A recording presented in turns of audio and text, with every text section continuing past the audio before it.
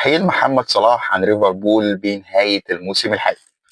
الأول ازيكم عاملين ايه؟ إن شاء الله يوم جميل وسعيد عليكم بإذن الله، وفقرة جديدة بنقدمها لحضراتكم من الأخبار اليومية. شفنا امبارح يا جماعة فيديو من محمد صلاح وتصريحات من ليفربول إن محمد صلاح هتكون نهايته في ليفربول بنهاية الموسم الحالي. طبعا كلام كتير وأسئلة كتيرة. محمد صلاح هل هيعتزل؟ هل هيروح السعودية؟ هل هيرجع مصر؟ ايه واجهته الجديدة؟ كانت في عروض قبل كده جات له من باريس سان جيرمان ومن برشلونة. ايه اللي هيتم بالذات ان محمد صلاح كان لسه عقده ما خلصش مع ليفربول. هو في الصيف اللي فات 25 كان مجدد موسمين، يعني المفروض ان هو كان يكون متواجد مع الفريق لحد نهاية 27. ولكن شفنا الفيديو المفاجأة دي في وقت فيه توقف دولي ومحمد صلاح مصاب مش موجود مع منتخب مصر. ولما مصادر من ليفربول اتكلمت قالت ان محمد صلاح بيحب الشفافية وكان عايز ان هو يعرف جمهوره قبلها بفترة، وانه اخر مباراة ليه في الدوري الانجليزي هيودع جماهير ليفربول في الانفيلد بعد رحلة 9 سنين كسر فيها كل الارقام القياسية. فيديو محمد صلاح كان فيه مشاهد كتيرة جدا، ويكلم الجماهير بتاعة ليفربول وقال ان هو جزء من الفريق وان ده ما كانش بس مجرد فريق، دي كانت عيلة، وعاش لحظات كتيرة معاه. وانا بشوف ان هو فيه جزء كبير من الذكاء، وممكن يكون محمد صلاح بيسوق لنفسه، وممكن يكون محمد صلاح ما بقاش مرتاح نفسيا مع ارني سلوت ومع ادارة ليفربول اللي موجودة حاليا.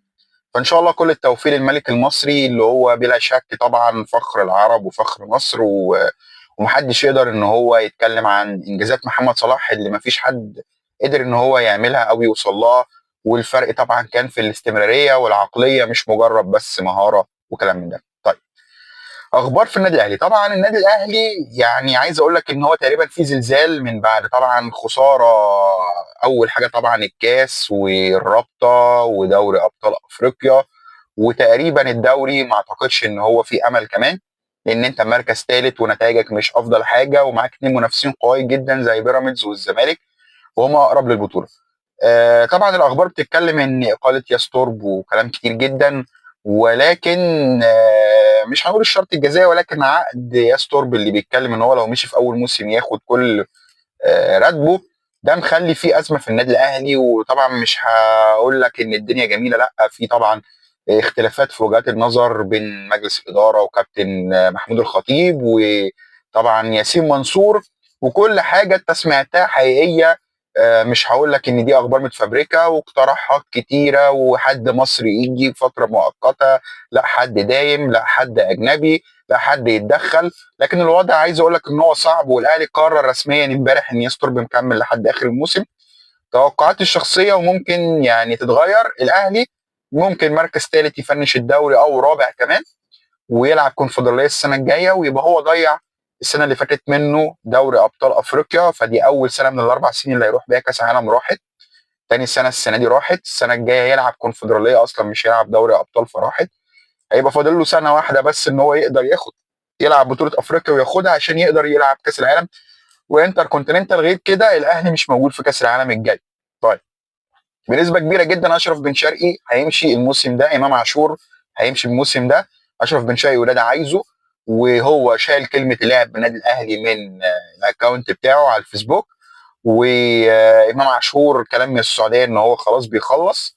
الاهلي ما عندوش مشكله ان اللعيبه ترحل.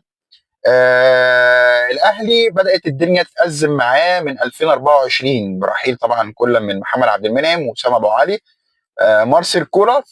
وعشان تعوض الناس دي دفعت فلوس كتير جدا وما عوضتهاش، وانت كنت ممكن ان انت تزود مرتبات الناس دي وتقعد معاهم وتحاول تقنعهم الدنيا هتبقى افضل، ولكن ده ما حصلش. طيب، مصادر برضو من النادي الاهلي ان قفشه ما فيش اي نيه لرجوعه بعد اعارته من نادي الاتحاد، مع ان قفشه بيقدم مستويات عاليه جدا بس ما فيش اي نيه.